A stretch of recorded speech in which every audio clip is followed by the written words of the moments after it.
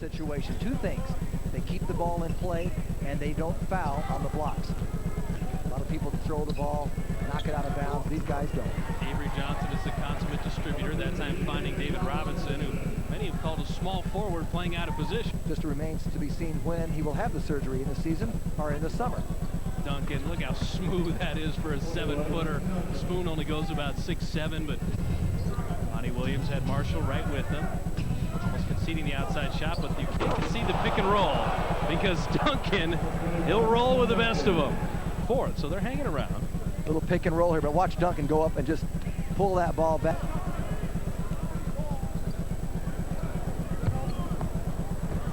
Robinson outside as he brought Felton Spencer to him and just ended up keeping him. That might be the best thing they did. Cappy driving in lefty again. Duncan in the middle of the break. Duncan finishing the break. A lot of 7-footers handle the ball like that? Not many in this league. Reggie Geary handling the ball now, second-year player out of Arizona, who beat out Corey Alexander. Tim Duncan was fouled. Mark Wunderlich's going to count the bucket, and Cappy will pick up the personal. 9:51 remaining in the half. Delk has been bothered by an Achilles problem and not moving all that swiftly, guarding Reggie Geary. David Robinson inside and soft fadeaway.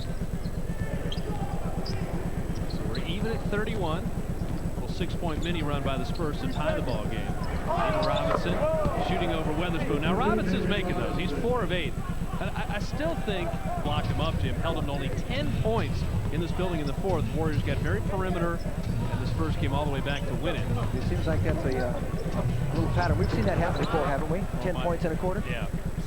In Charlotte on Monday night. Not too long ago. To either be traded or dealt, or like you said, maybe even a reapproach Mont. But it's the Spurs who thought they were going to get Sprewell for nothing and end up empty today.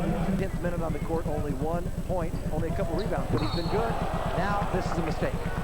Yeah, Duncan was going to have the dunk, giving him the free throw by being dunked on. Probably not the best move. That's that little. I love this because you start to screen instead. Jason Caffey was defending Duncan. Instead in 38-45 San Antonio, only 5 to shoot. Duncan giving the outside shot, put it in off glass. He likes to use the board. Dampier, bulkier than Robinson. Two very, very quick, large individuals. Monty Williams came to double team, up and under for Dampier. There's Duncan. That's almost unfair. Into 2 points. Those loom big. You need that kind of play against Spurs because they make it tough on you. What a move. Well, Marshall trying to guard Tim Duncan. It's asking an awful lot of Danielle. Avery Johnson normally look for his own shot. Will have to on this one. And Robinson went for the spectacular follow. Warriors a chance to tie. Danielle, maybe even more spectacular, but the shot didn't go.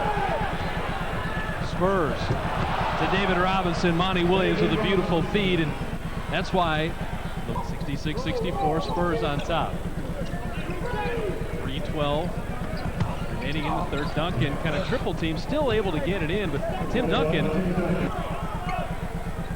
person doesn't usually go off the dribble. He's looking for Duncan.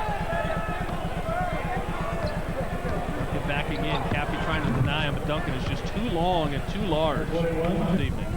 Even at 70. Cappy, 5 to shoot, got in, had the shot blocked. Season high 28 turnovers at Toronto, November the 10th, but they won the game by 8. So they've got 23 tonight. Duncan with those 9 turnovers had Weatherspoon 8 rebounds, a couple of assists. Dampier now with 13. Robinson too good a position when he caught the ball. That's just automatic. 90-81. The Warriors going to win this game. And I don't know how many of the nearly 11,000 that came to the ball game thought they had any chance to win. Duncan jump hooking it in. Spurs have won 5 of 6. They just cleaned up on teams under 500. The Sprewell ruling tonight, and it all didn't matter as the Golden State Warriors